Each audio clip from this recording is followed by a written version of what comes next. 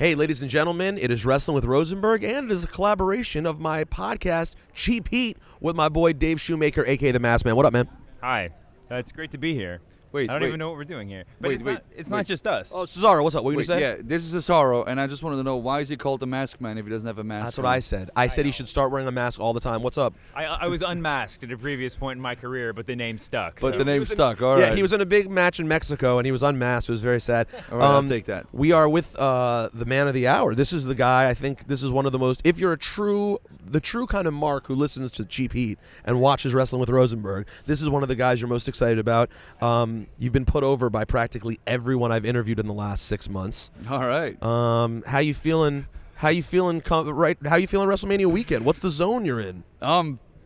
Feeling great. You know, it's a great weekend. It's a great vibe going into this, and everybody's super excited for WrestleMania. And it's WrestleMania 30. It's the 30-year anniversary of WrestleMania, which is what WrestleMania 30 stands for. That's true. So Don't think he's just brawn. He's brains also. Okay? I don't know about that. Yeah. Now hold on. Did you have any expectations that you would have something else? Know about that. Yeah, I have brains. Exactly. I don't know what I just said. Yeah, don't. It's early in the morning. And I also try to be witty, and sometimes that doesn't really work together. So, did you have any expectations that you might be doing something different? I kept saying to this guy on our podcast that I loved the idea of you and Mark Henry. This just popped in my head, but I loved the idea of you spinning Mark Henry at WrestleMania, having some sort of singles moment. Was that a possibility for you, or something you thought was a possibility? Well, see, I was just happy to be on WrestleMania this year, because last year I was not, and that kind of motivated me to do everything I can to be on this year's WrestleMania. To be honest, I got this question quite a few times this week or this morning or whenever, and I think there's a few people who are too big to spin effectively, and let's say Mark Henry would be one of them. You think Mark would be hard to spin effectively? Well, yeah, because he the spin, you know, after a certain weight limit, it becomes to like body shapes, and I think Mark and the show have not the best body shapes for a swing. And they're also very huge individuals if you ever met them. So, yes, they are. Yes, they are. You know what I mean? I think like Greg Khali was probably the upper limit, and I also, like, even if I could spin him for 1 or 2 rotations, that would not be very effective. So it would not be very smart of me to even attempt it.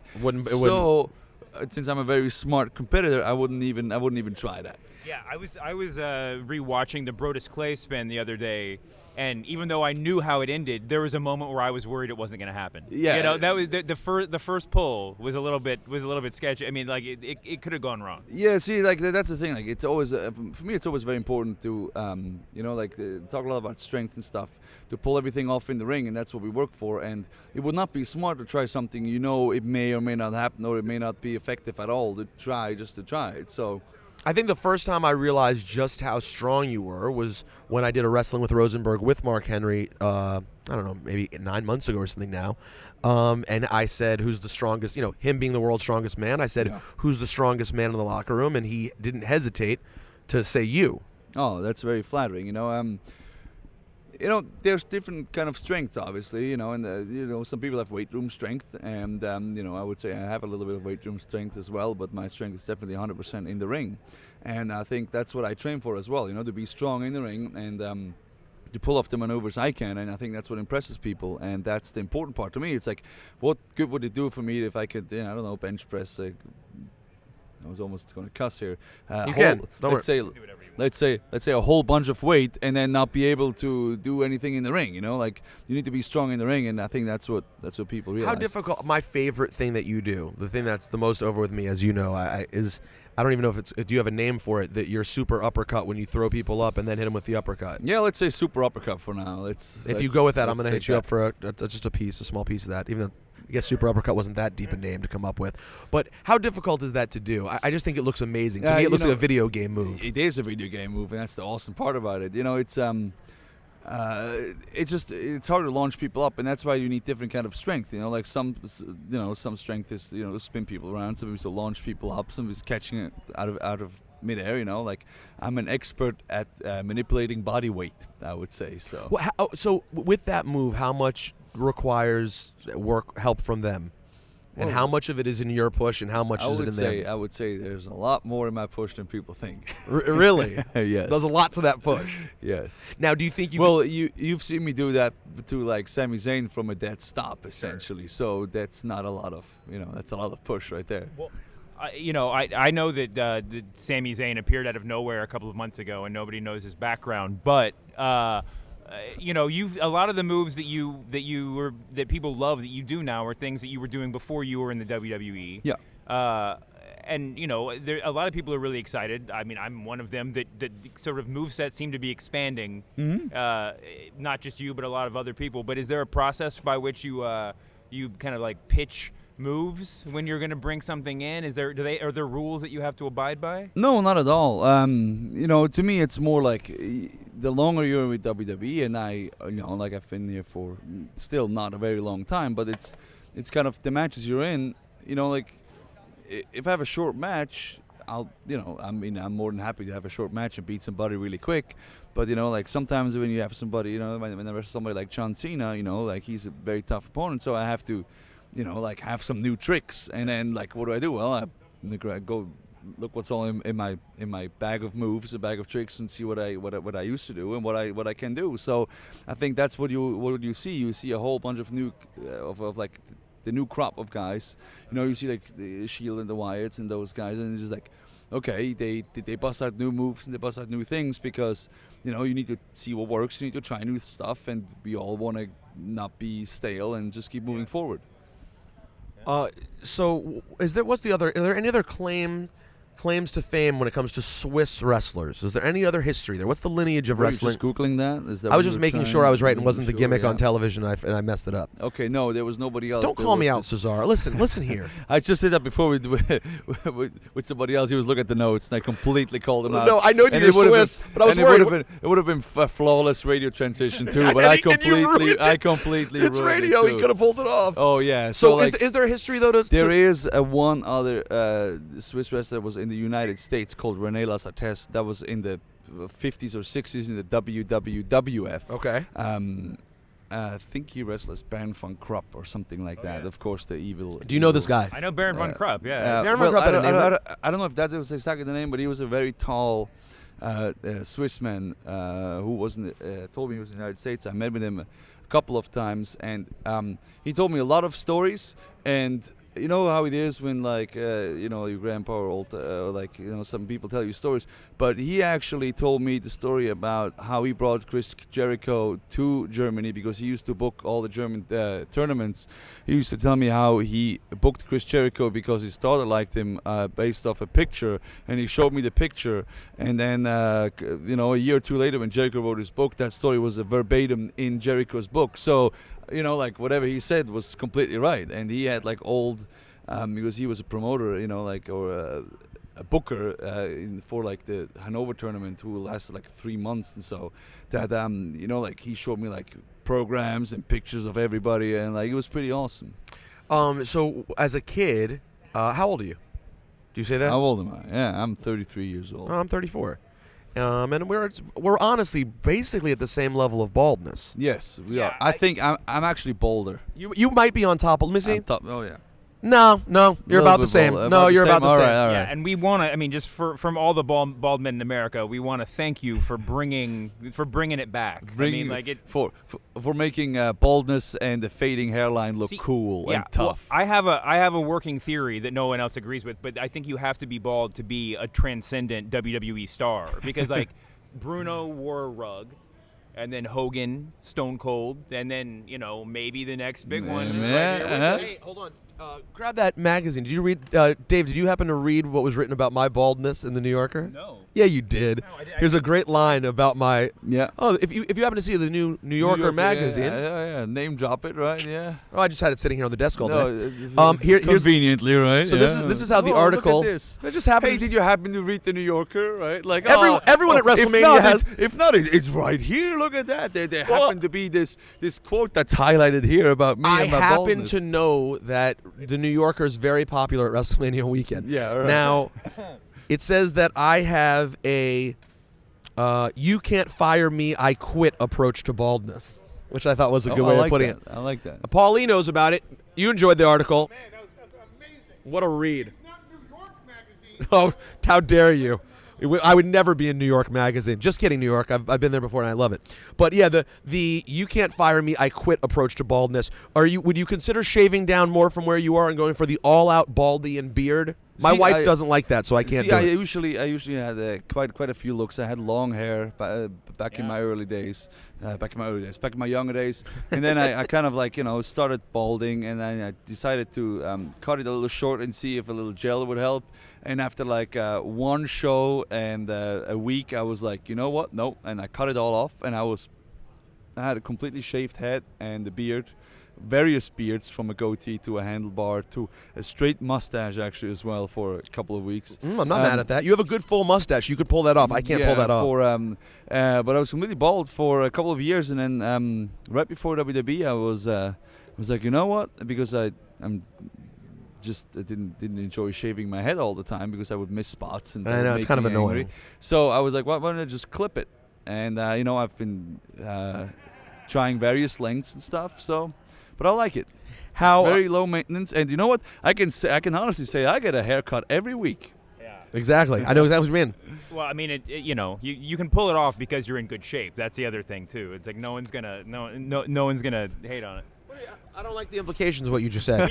We can all pull it off because we're in amazing shape. Yeah. Wait, I want to go back to the gym real quick. Before I came out here, I just stumbled across a YouTube video of you doing your gym routine, which looked incredibly painful. Well, how does WrestleMania week work for you guys? Do you like have a whole gym rented out just for the for the wrestlers or what? Believe it or not, we don't. We kind of find our own gyms, and that's what we do. Yeah. How do you find time, man? How do you always fit that find into your time. schedule? You always find, and you learn to find time if you're like me. It's like if you look at some of the people, they let's be honest, they clearly don't find time. But I think. Did he look at me when he said that? No, I did not. I think No, he I did did. not. I swear to No, God, I I think did you looked at not. me when people don't find time, and then.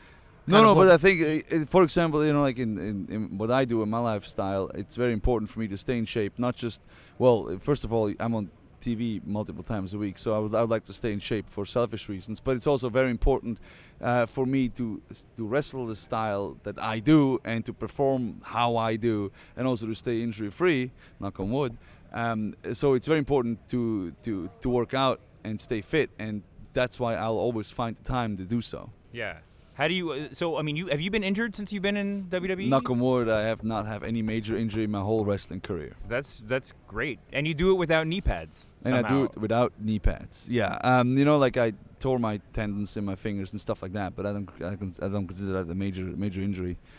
What is it about you that makes you, in my opinion, look like one of the strongest but most naturally strong? Like, you don't appear to be a guy who anyone would accuse of juicing. What is it about the way you work out that makes your body appear that way? Well, like I've been working out for 13 years, you know what I mean? And, I always enjoy hard work, and I always enjoy like bodyweight exercises and stuff that's functional. And to me, like if you look at an athlete, they just... like I don't have really a bodybuilder approach, you know what I mean? Like I don't look like a bodybuilder, and I don't move like one either, and that's very important, especially nowadays when you see how athletic wrestling got. And like that's why I'm saying, like, there's people who bench press more than I do, because to be honest, I don't care how much I bench press. That's not important to me. To me, it's important, can I chuck people around in the ring? Yes, I can. Do I want to chuck more? Yes. Okay, I'll train harder. You know what I mean? Like, well, I bench about $120. So where are you at? But where are you at? You know what I'm saying? Like, about it's nothing. A little bit more than that. A little bit more. So you know what I'm saying? Like, to me, that's the important part. So what are your expectations? You had a monster year last year. Where does one hope to go? Where does Cesaro? Up. Always. That's always what you want to do. To me, it's like if you get here, like it's always like, okay, next goal this, and then you get there and you're like, okay, no, and you get, like up and up and always better. And I think that's, to me, is the important part, that you stay hungry, you stay humble, you wanna fight But up. it feels like the expectations are already big for you. It feels like people see you as being a WWE champion contender. That's kind of where people are already starting to think about you being. But when realistically you look at where you are currently, that's not the picture you're in. It's not the picture I'm in. It's just what people are able to project based on what the package that you kind of bring to the table. Well, I think one of the things that I bring to the table is, like, they know every time I'm in the ring with anybody, they know I can beat them, and that's because of my style, and that's because I can beat anybody I'm in the ring with, and I've proven that when I beat, like Randy Orton recently, and like when I qualified for the Elimination Chamber. And like, yes, people always have expectations. To me, it's just important to deliver every single time I go out there. I called myself the mailman the other day, like Karl Malone, because I always deliver. And yes, and you know what? I know a thing about pick and roll too. That's right. I play basketball. You played basketball? I used to play basketball. That's right. Is American basketball popular in Switzerland? It was popular with me and my friends because we used to play basketball. So really, so I was about to say Karl Malone reference. Karl Malone reference right there, right? Not bad. Well, and also, how long? Did you start speaking English from when you were a kid? You learned it in school? Because I learned it in school, and I actually learned it through. I was reading the basketball results and like the match write-ups on. In Switzerland, we have something called teletext, which is essentially on TV. They have this little extra button, and like a menu comes up, and it has like you can look like it's almost like a newspaper on the TV station. And it's been around for a long time. It's like very old, like it predates the internet. It predates the internet because it's sort of like the internet sounds. It sounds like web TV sort of. Yeah, exactly. Like it's kind of like when I explain it to Americans, it's always like they're like, oh, it's kind of like web TV. I was like, I don't know what web TV is, but it sounds like it. So it's like every TV station would have like. So I would go to CNN and I would click on it, and they had like results, and it's like go to page 800 or like 880 was, and then there's basketball, and then it's like okay, the Knicks game right up for whatever, and then like and then like I would like read it, and like of course it's basketball lingo, so I understand it. Or like it's a word, I look it up, and then I had English in school, and then I worked for Johnson & Johnson, which is an American company as well. What'd you do for Johnson & Johnson? I was a data file administrator. See, I have. You the were a brains jack of all trades. See, I have the brains and the brawn. So, so I did that, and then I learned English there, and I listened to a lot of George Carlin too. So that helped. Your English is very impressive. So, but yeah, okay. So there are a lot of guys now in WWE who grew up wanting to be wrestlers, and that's kind of all they've ever done. A lot of the guys that come through NXT. So, do you ever run into former Johnson & Johnson coworkers who are just like shocked at what's happened? See, I kind of lost contact with them, but people are always shocked when they're like, "What, you work for Johnson & Johnson?" They're like, to me, it's like, yeah, I actually have an education. Guess what, and so. To me that was always important to have an education, and like if people ask me nowadays, I'm like, yeah, you should get an education because okay, if you're really good at this, you can do this too. It's just like to me that was important, and I actually just started wrestling kind of like late because in the US it's so different because it's so popular and such part of the culture that people start wrestling at an early age. You know what I mean? Like in Switzerland, it is completely different. Yeah, I mean there were guys who started when they were 15. I guess exactly, from all over the place. So. If you had to pick one match of yours, I know you get this all the time. Is it Cena to show somebody who've never seen you wrestle? Would you go Sami Zayn or would you go John Cena? See, that is a very good question. Well, just since you brought it up, one of those two. I guess Randy Orton on SmackDown would be a decent one too. See, like the Sami Zayn match. Is a good thing about that one, I would say as well, is it's the first match on the network, and it was the first match next to Arrival. It was like network starts, here's Arrival. This is what we are about. This is entertainment. They made you sort of like this show. NXT is about wrestling, and we have our wrestling guy having a big match. They didn't make anything. It was just like that's how it turned out. And the thing was like, but it was like, it's not. You know what I mean? Like. It's entertainment. It's not just, and if you watch the match, it's like, it was like, it's.